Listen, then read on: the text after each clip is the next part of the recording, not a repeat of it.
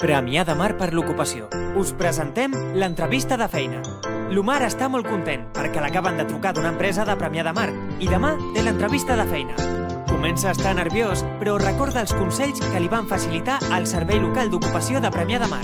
L'orientadora li va explicar que l'entrevista de feina és una oportunitat perquè l'empresa et conegui millor i on es fa una revisió de la teva informació acadèmica, professional i personal. Alhora, podràs valorar si l'oferta de feina encaixa amb el que estàs buscant. És important que abans de l'entrevista busquis informació de l'empresa, revisis el teu currículum i facis una còpia d'aquest per l'entrevistador o entrevistadora. És important també que et preparis possibles preguntes que et podrien fer. Durant l'entrevista, presenta't amb seguretat. Mostra una actitud atenta i positiva.